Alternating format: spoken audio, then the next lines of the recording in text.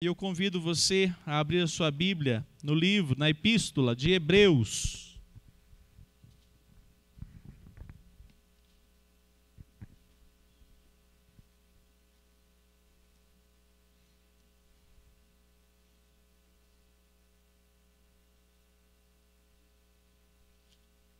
Capítulo 13.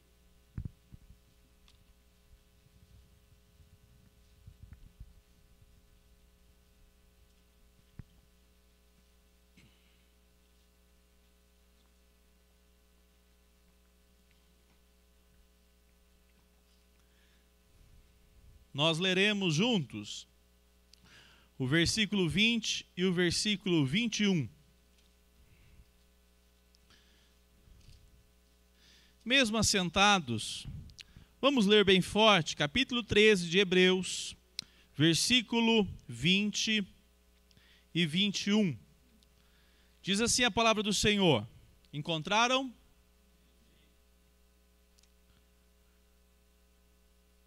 Vamos juntos. Ora, o Deus da paz, que tornou a trazer dentre os mortos o nosso Senhor Jesus, o grande pastor das ovelhas, pelo sangue da eterna aliança, aperfeiçoe vocês em todo o bem, para que possam fazer a vontade dele, que ele opere em nós o que é agradável diante dele, por meio de Jesus Cristo, a quem seja a glória para todos sempre.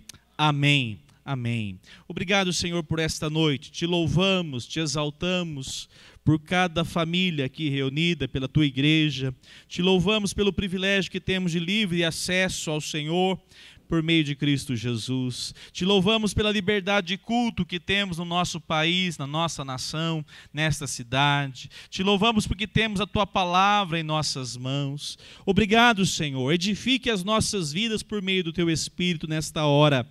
Nós somos dependentes do teu Espírito. Se o Senhor não agir, se a tua ação não acontecer, ó Senhor Jesus, ó Espírito Santo, nós não seremos edificados. Por isso dependemos do Senhor.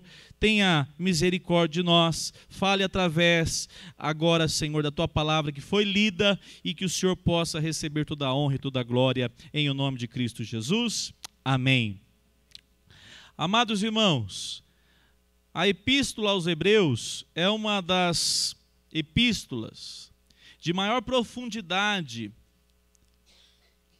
teológica. Ela traz para nós informações maravilhosas a respeito da obra de Cristo Jesus. A A.W. Pink, ele fez um comentário e eu vou me basear nesse comentário de A.W. Pink, um grande pastor reformado inglês, que pregou anunciando a palavra de Deus. E nesta noite eu quero destacar a respeito dessa porção que está aqui no versículo 20 e versículo 21.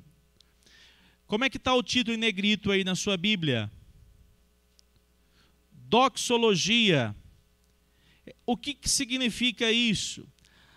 Doxologia, ela é, na verdade, uma palavra para nós um pouco diferente, mas no grego essa palavra tem relação a doxo, louvor. Ela, na verdade, no grego são duas palavrinhas.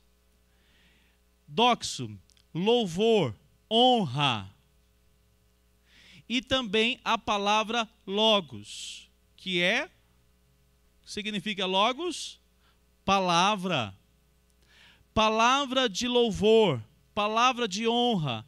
A doxologia, ela é utilizada pelos apóstolos. Nós vamos ver em várias epístolas essa presença de uma exaltação ao Senhor Jesus Cristo, ao Senhor Deus. E aqui nós temos o autor aos Hebreus. Os estudiosos recentes dizem que não é categórico afirmar que foi o apóstolo Paulo. Até dizem que nós não sabemos com certeza quem foi o autor aos Hebreus. A W. Pink defende que sim. Eu também gosto dessa linha. Porque na realidade nós temos tudo aquilo que é a evidência interna do texto, comparado com outras epístolas. Você coloca uma carta do lado da outra e você vai notar que tem muita semelhança daquilo que Paulo escreve aos Romanos, por exemplo, e agora escreve a carta aos chamados Hebreus. Então, por isso, o autor faz uma doxologia aqui, um momento de exaltação.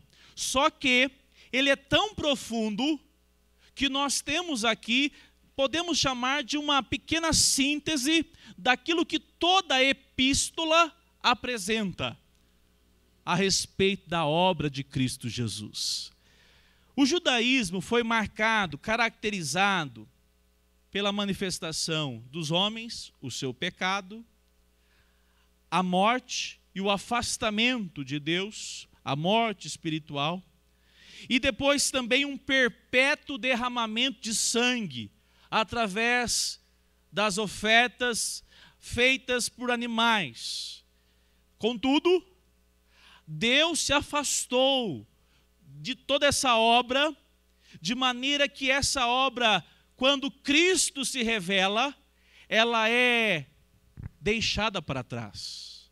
E até hoje nós temos, por exemplo, no judaísmo, essa tentativa ainda de aguardar o Messias, aguardar aquele que será de fato o grande Salvador. Já na vida de um cristão, por meio da fé cristã, nós temos um Salvador que ressuscitou, que foi morto e que se entregou na cruz do Calvário, e que através dessa obra ele vence a morte. Nós vamos aqui notar alguns aspectos a respeito dessa vitória sobre a morte. Ele ressuscitou e ele agora afastou um povo que foi comprado pelo seu precioso sangue derramado na cruz. E esse povo agora tem de sobre as suas vidas o pecado removido. Essa é a base da crença, daquilo que nós confessamos, a obra de Cristo. E por isso, nós temos por meio de Cristo a face de Deus voltada novamente para nós, porque Cristo se colocou no nosso lugar. Cristo é o elo, a ponte que nós temos de acesso ao nosso Deus Todo-Poderoso. E nós temos esse acesso pela graça do Senhor. Volte a sua Bíblia aí, uma página ou duas. Hebreus capítulo 10, verso 19. Hebreus 10, 19. Diz assim a palavra de Deus no verso 19, eu vou ler ao 22. Portanto, meus amados irmãos, tendo ousadia para entrar no santuário pelo... Vocês estão com a Bíblia aberta? Espero que sim, né? Ou então está na tela, aí atento aí, ó. Pelo sangue de Jesus, pelo novo e vivo caminho que ele abriu por meio do véu, isto é, pela sua carne, e tendo um grande sacerdote sobre a casa de Deus, vamos juntos o 22? Aproximemo-nos com um coração sincero, em plena...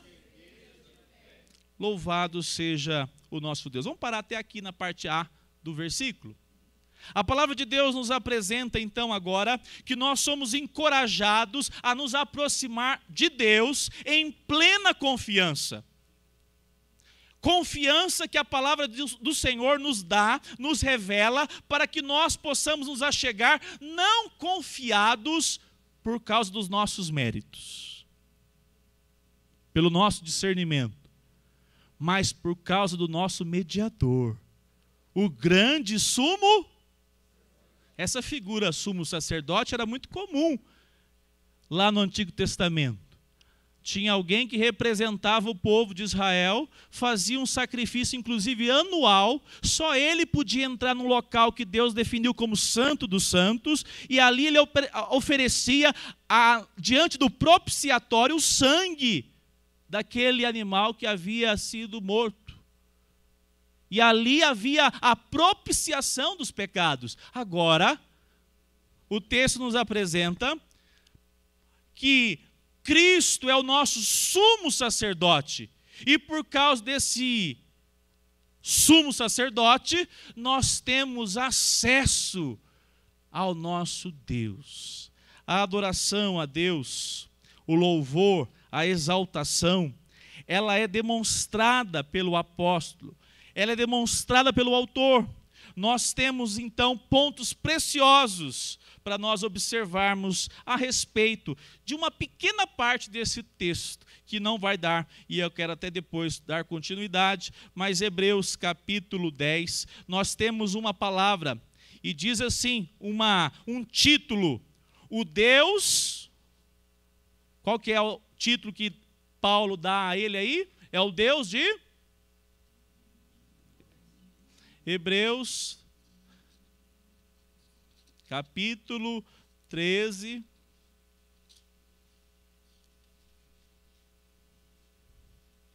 verso 20.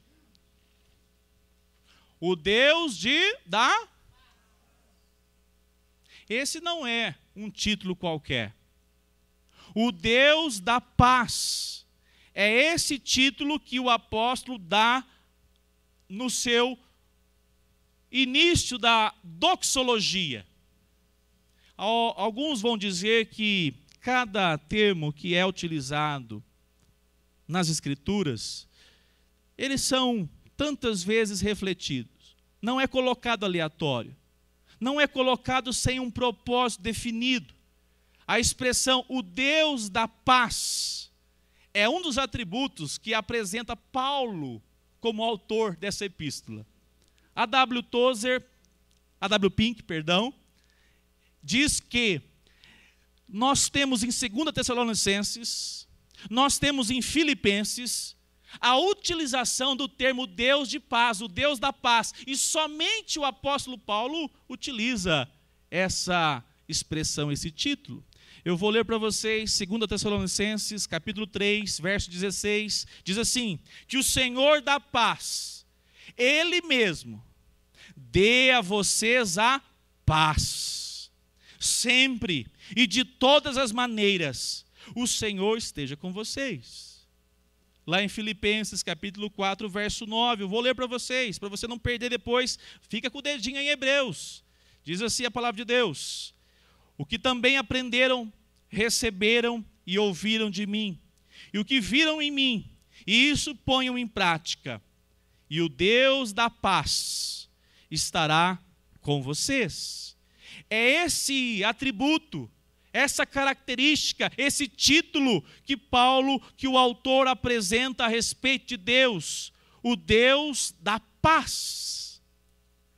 E o que de fato é o Deus da paz?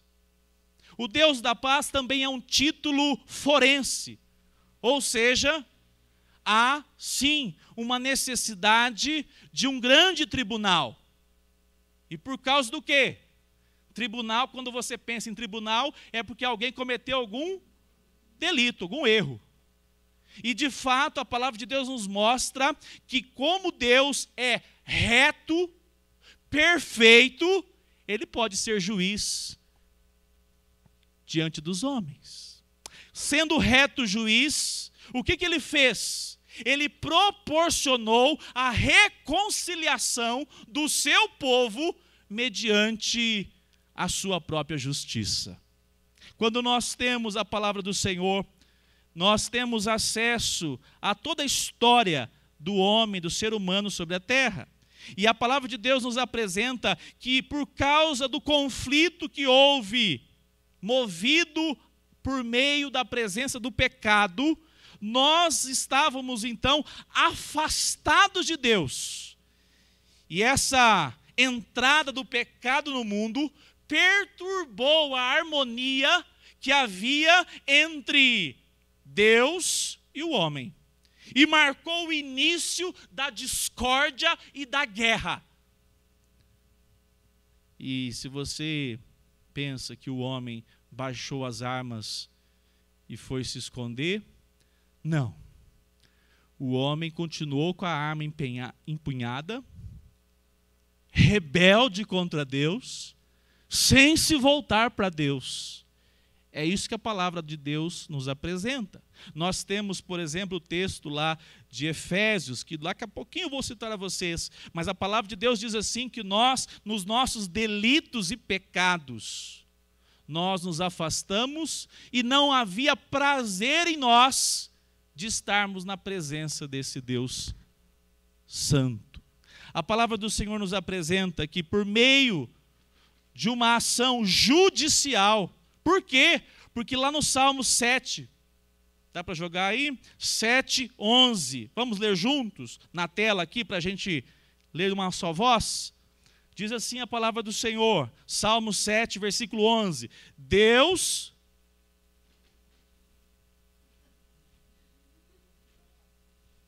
Eu ainda preciso da tela. Cadê o Rogério que falou que vai botar um lá para mim ficar olhando para trás e lá para frente, né?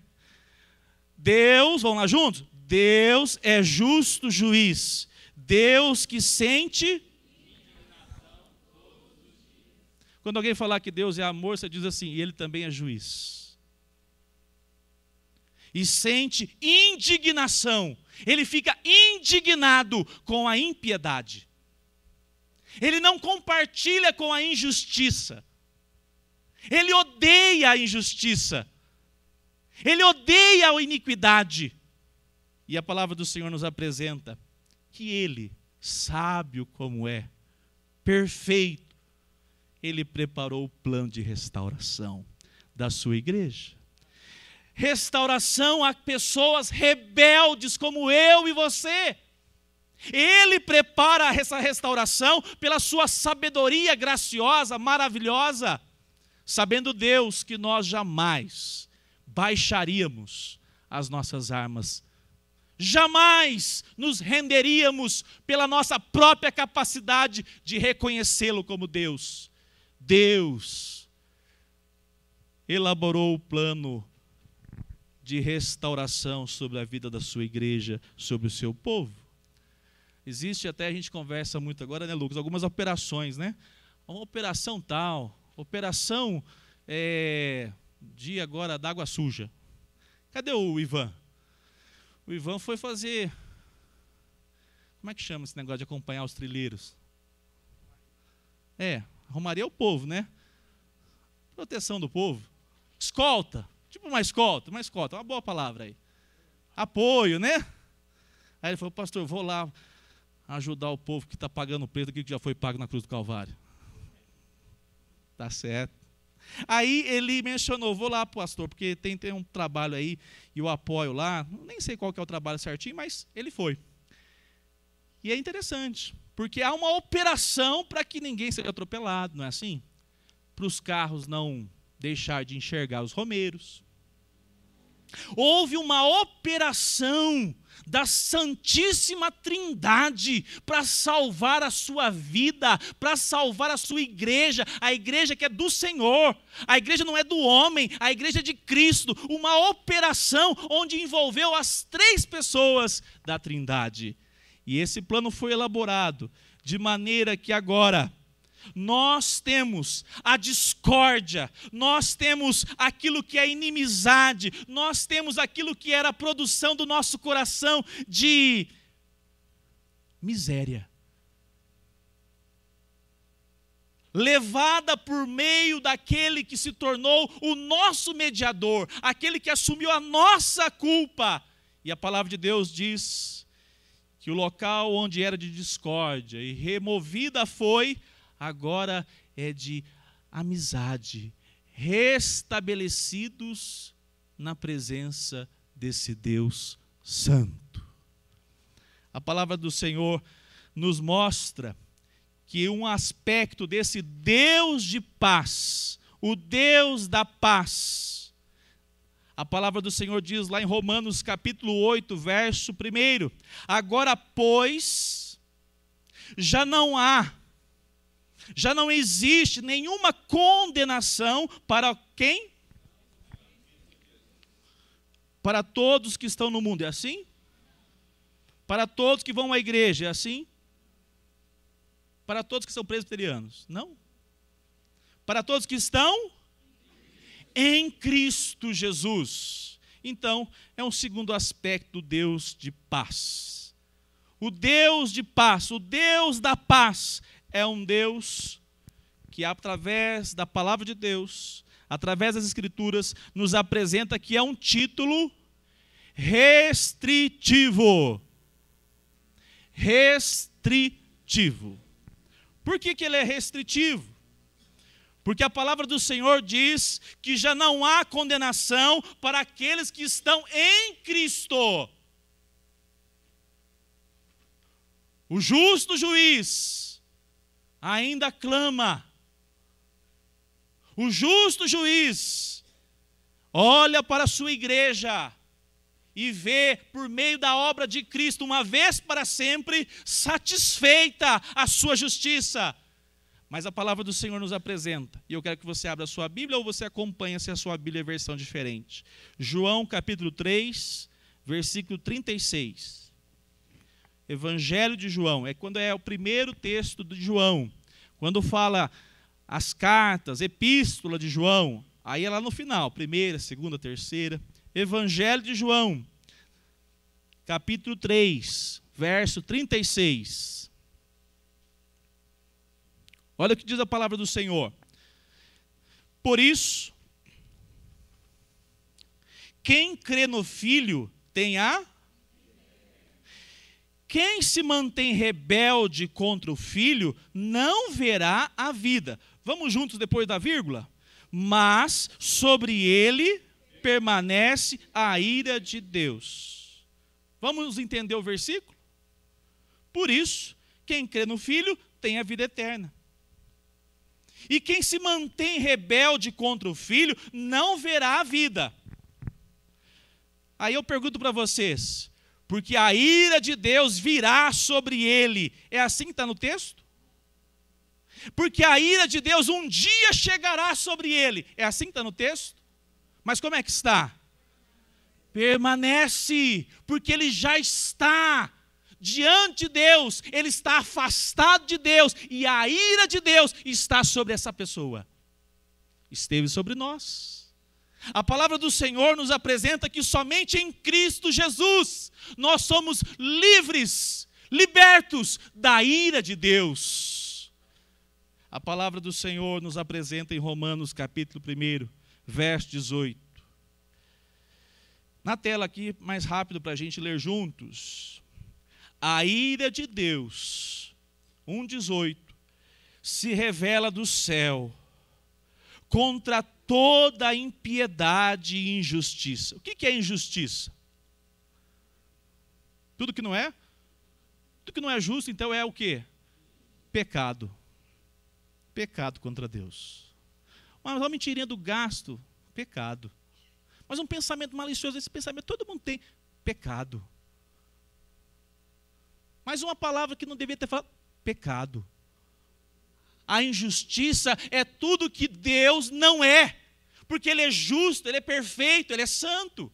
E diz o texto, a ira de Deus se revela do céu contra toda impiedade e injustiça dos seres humanos, que por meio da sua injustiça suprimem, negam, abafam a verdade. É isso que o coração do homem produz. É isso que o meu e o seu coração sempre produziu. Mas, louvado seja Deus. Efésios capítulo 2, verso 3. Efésios 2, 3. Olha o que diz essa palavra escrita pelo apóstolo Paulo.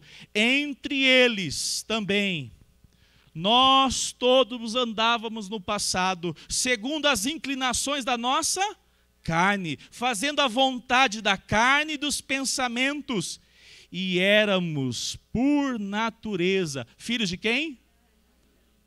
Filhos da ira, como também os demais.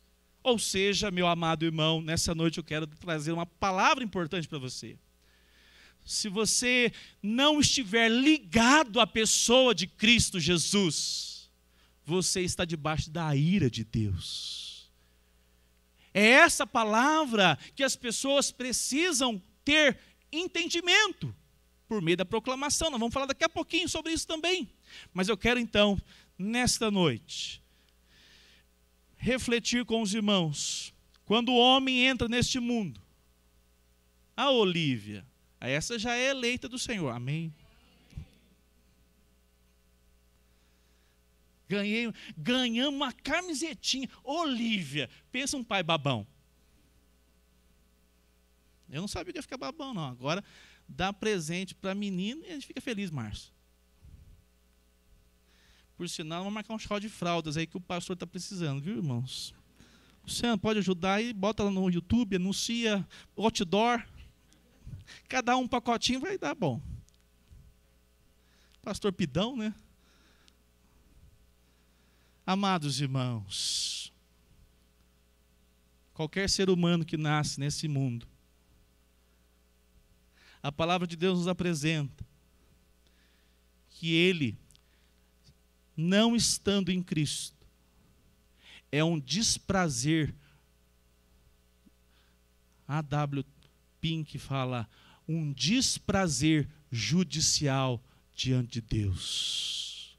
Vou traduzir isso. Deus não tem prazer. Deus não tem prazer em ninguém que não seja intermediado pela pessoa de Cristo Jesus. Porque não há nada no homem, por mais bonitinho que seja, por mais bonitinha que ela seja, nada no homem sem Cristo pode de fato agradar ao Senhor. Porque nós temos uma natureza corrompida. Quem foi alcançado por Cristo Jesus? Você conhece a natureza corrompida? Ué, vocês foram salvos de quê? Vocês conhecem a natureza corrompida? Oxi, como conhecemos, pastor? Todo dia ela quer se levantar. Mas em Cristo Jesus, eu recebi essa graça, porque essa graça, ela é sim restritiva. Cristo manifestou sobre a cruz do Calvário uma obra graciosa sobre todos aqueles que o Senhor mesmo já chamou antes da fundação do mundo. Amém. É por isso que a obra de Cristo não é desperdiçada na vida de ninguém.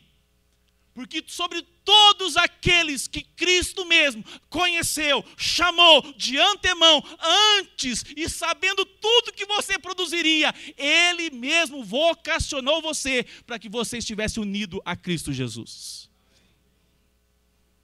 Só assim que você é salvo. Ah, pastor, eu produzo tanta coisa boa, você precisa ver, eu dou uma oferta, eu dou cesta básica, eu dou quando pede na igreja, mais que obrigação. O Senhor nos chamou para quais obras? Aleluia! Quando o seu coração é alcançado por Cristo, os frutos é uma alegria produzir, abençoar, socorrer, ofertar. É uma bênção poder oferecer. Amém? Porque agora você está ligado em Cristo. O meu coração egoísta e o seu é confrontado pela pessoa de Cristo. Mas quer dizer o que então? Que essa obra, paz de Deus, a paz que o texto de Hebreus cita, o Deus da paz, não manifesta a sua paz sobre todos. Êxodo capítulo 15, verso 3. Aqui na tela a gente... Vamos ler um dos atributos do Senhor? Vamos lá? O Senhor é homem. O Senhor é homem de guerra. Interessante. O Deus da paz é o mesmo Deus de guerra. Sabe por quê? Porque a justiça e a santidade de Deus, Ele não faz jeitinho brasileiro. Ele não empurra para debaixo do tapete. Tudo aquilo que fere a justiça de Deus, ou seja, tudo que nós produzimos de maneira pecaminosa, a nossa natureza em si, é Deus de guerra contra o nosso pecado. Por isso só tem duas maneiras de se viver.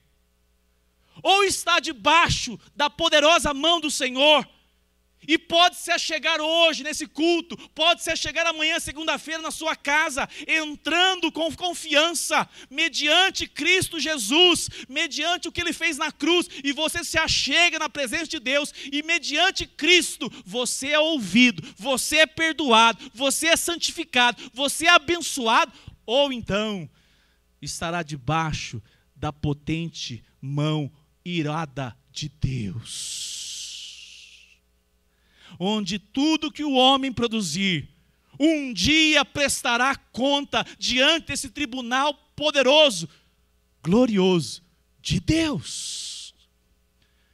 Estar debaixo da graça, estar em paz com Deus, é um privilégio daqueles que tiveram a vida redimida por Cristo Jesus.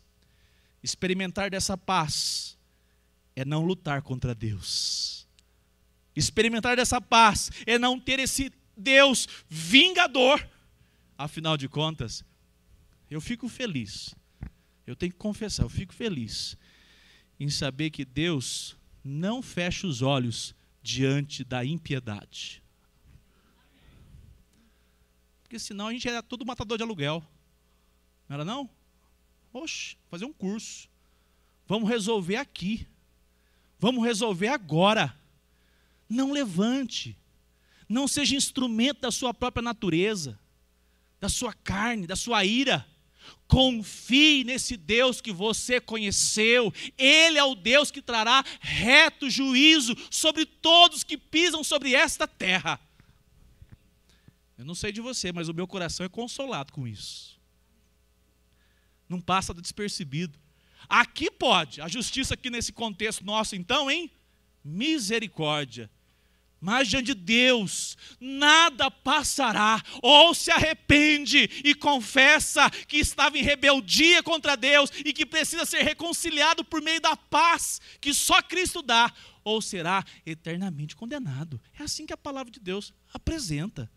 Louvado seja Deus, que na sua vida, eu creio, é uma oportunidade hoje, o Deus da paz alcançou e restaurou a sua vida como Senhor, o nosso Pai. E um aspecto penúltimo para nós terminarmos. O Deus de paz, o Deus da paz, é um título evangelístico. Lá em Romanos capítulo 10 diz assim, 10:15. E como pregarão, se não forem enviados?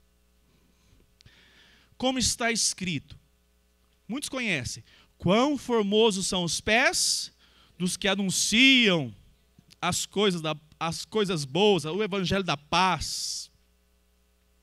Quão formosos são os pés.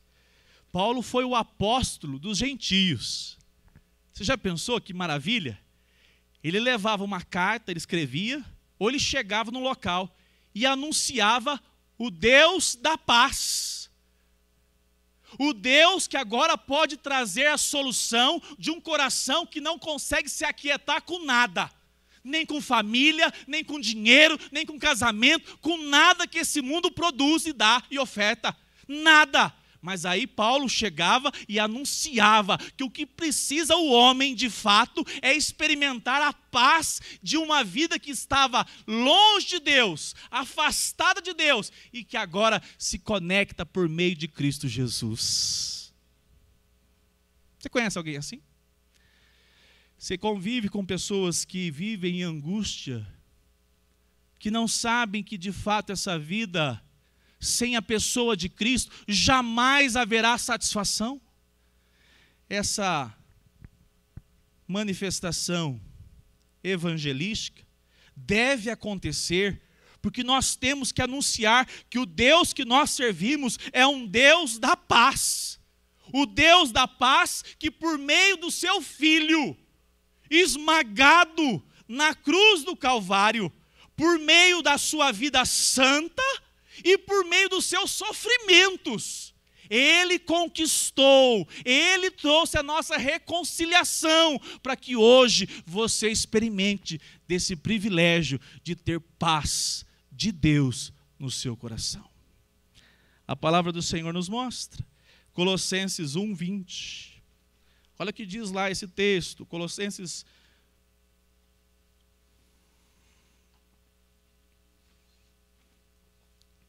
E havendo feito a paz pelo sangue da sua cruz, por meio dele, meio de quem? De Cristo, reconciliar-se consigo mesmo todas as coisas, quer sobre a terra, quer nos céus. Havendo feito a paz, havia guerra, havia inimizade, mas agora nós podemos anunciar com o livreto do Paul Washer, com um convite para o pequeno grupo, com um convite para o culto, com uma oração para a pessoa lá no seu trabalho. Cristo trouxe agora a mensagem de restauração, temos paz, podemos experimentar, porque Ele nos reconciliou. Esse empreendimento evangelístico propõe explicar a obra de Cristo ao pecador. Você tem que explicar para ele que não é todo mundo que vai chegar no final e vai alcançar favor de Deus. Há uma diferença. Naquele grande dia, se acontecer hoje o grande dia, se for amanhã o grande dia, José Alves, já pensou? Maranata. Mas vai ter uma multidão que já estavam em paz no relacionamento com Deus por meio de Cristo Jesus. E vai haver uma multidão que estarão muito, mas muito, cheio de remorso. Você já viu alguém num apuro? Até ateu ora, né? Porque naquele dia só tem dois caminhos: ou estar com Cristo, ou afastado de Cristo. E a palavra de Deus nos apresenta que arrependimento verdadeiro vem por meio do Evangelho. Não é nem você que tem condição de se arrepender, é o Espírito Santo que aperta o seu coração, que te faz dizer: eu preciso de Cristo, porque sem Cristo o meu coração viverá angustiado.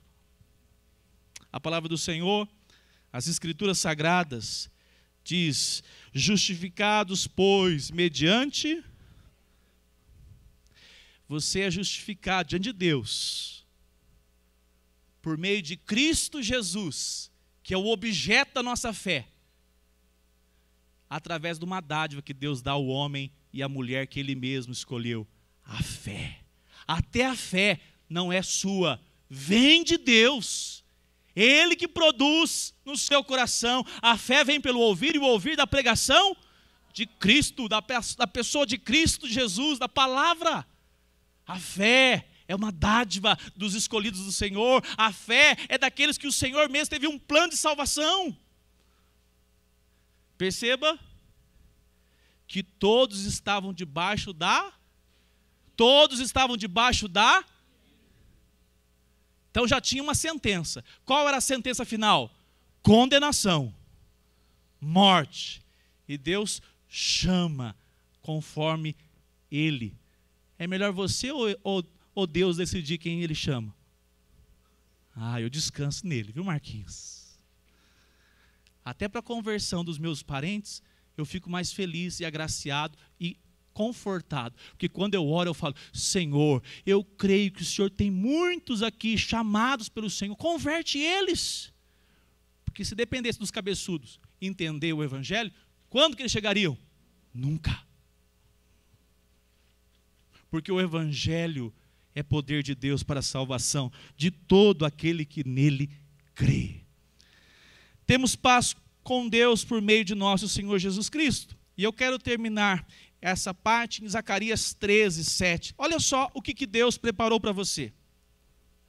Olha só o que Deus fez. Lembra da sabedoria de Deus para salvar a sua vida? Lembra da sabedoria de Deus para salvar o seu povo?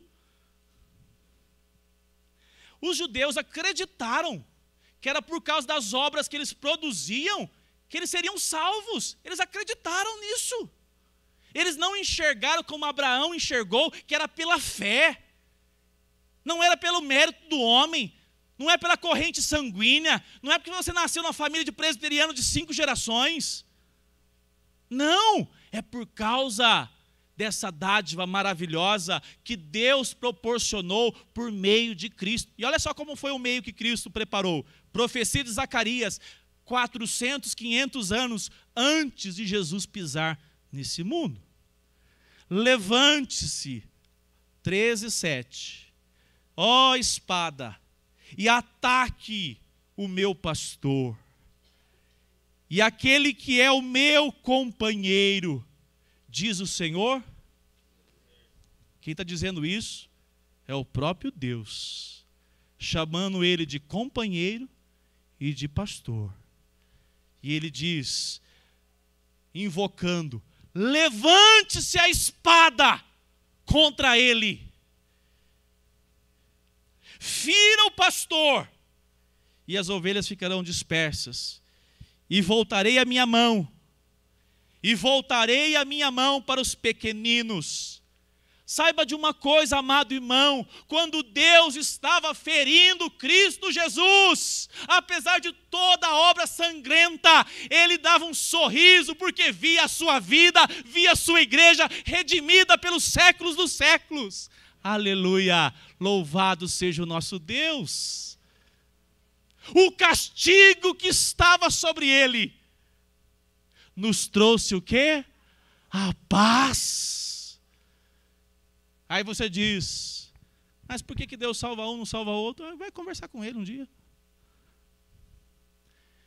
Só sei que eu, você e aquela pessoa, todos merecíamos a ira de Deus. Mas Deus, segundo a sua graça, olhou para você, antes de nós sermos ainda substância, como diz o texto, éramos substância informe. O que é isso? É uma coisa mais explicada, mais difícil de entender. Átomos. Porque você pega o coraçãozinho lá batendo agora, e eles falam assim, lá na 3ª semana, 4ª semana, é um ainda amontoado de células. Eu chamo, como diz o nosso parlamentar lá, de vez em quando derrapa, mas mais acerta.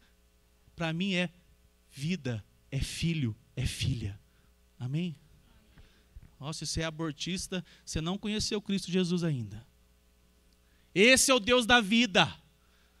O Deus da vida que nos redime de uma maneira tão maravilhosa, porque Deus levantou a espada contra o seu próprio Filho. E nós temos essa dádiva de sermos agora agraciados com a paz, de estarmos ligados a Ele. O Deus da paz. E o último aspecto. O Deus da paz. Tem gente que acha que presbiteriano, hoje em dia não, né? Louvado seja Deus, a gente pegou um tempo, hein? Privilégio, viu, divino? Augusto Nicodemos, Hernandes. Mas antes, a turma achava os presbiterianos tudo o quê? Uns pés de gelo. Achava que nós era tudo assim, salvo, era tudo crente. O assembleiano, se visse, irmão José, um presbiteriano, falava assim, crente 3S. Conhece? Salvo, satisfeito e sentado. Aí ele falava, misericórdia desses crentes. Aí louvado seja Deus, que Deus levantou, né? Tem levantado no nosso meio. Hoje está cheio de irmãos em Cristo, que pode não congregar na presbiteriana, mas dizem, eles estudam a palavra. Eles estudam as Escrituras. E sabe o que diz as Escrituras? Ela nos apresenta que essa dádiva de Deus de paz na vida do crente aqui, lá não, lá vai ser perfeita, mas aqui ela é relativa. Ela não é plena aqui. Sabe por quê? Porque Deus, por meio da sua sabedoria, Ele não fez você apenas aquele que assiste à obra de salvação. Olha que coisa maravilhosa. Tudo é Ele. Nós cremos que somente somos salvos porque foi tudo Ele, e é tudo Ele. Mas nós temos uma responsabilidade chamada responsabilidade humana. Qual é? Cada vez mais que você participa, que você se envolve com as Escrituras, que você se envolve no momento de sacramento, que você congrega por meio da fé com os seus irmãos em Cristo, a medida da paz que cada vez mais você experimenta é determinada pela medida que cada vez mais você obedece a Deus. Louvado seja o nome do Senhor. Você não conhece alguém atribulado e o coração dele é sempre confiante em Cristo Jesus? Sabe por quê? Porque esse é um dos mistérios maravilhosos que Deus deixou para nós aqui. Nós experimentamos um crescimento na vida com Deus. A paz de Deus, ela para nós sermos cada dia mais obedientes ao seu chamado, e quanto mais nós obedecermos a Cristo, mais nós experimentamos da manifestação de Cristo nas nossas vidas. 1 Tessalonicenses capítulo 5, verso 23, olha o que diz a palavra de Deus. Diz assim: o mesmo Deus da paz, olha o Deus da paz. Se Ele é Deus da paz na sua vida, Ele vai santificar a minha e a sua vida. Não tem como. Ou então é a adesão à igreja. Você conhece esse termo? Ele não foi regenerado por Cristo, mas ele frequenta a igreja.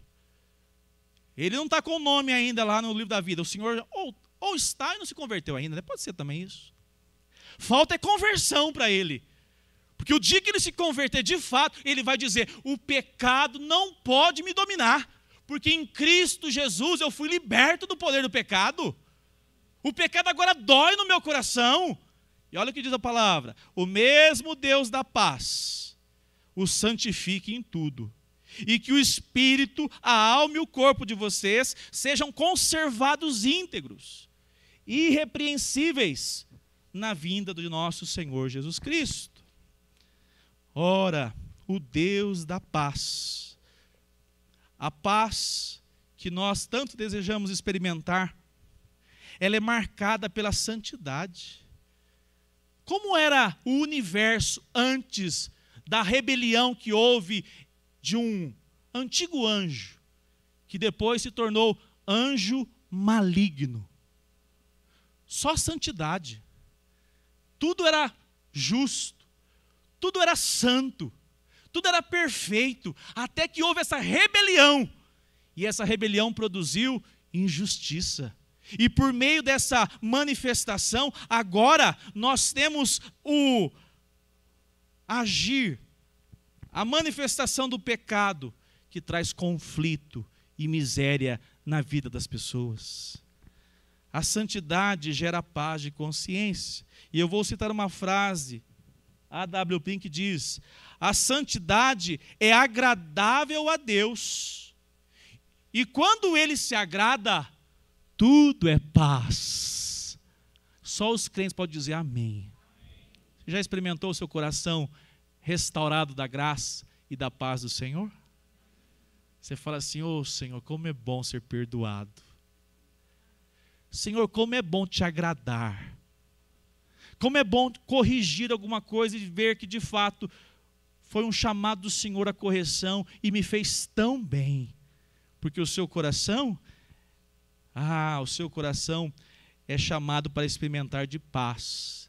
E não tem como experimentar de paz de Deus sem andarmos uma vida santa, separada, como chamavam os puritanos, uma vida piedosa. O que é uma vida piedosa? Não é uma vida piegas, não. Piedosa é sensível à voz de Deus, corondel, vivendo diante da glória de Deus. Tudo que nós fazemos, fazemos diante da presença desse Deus santo. Amém? Convido você a ficar em pé, nós vamos orar.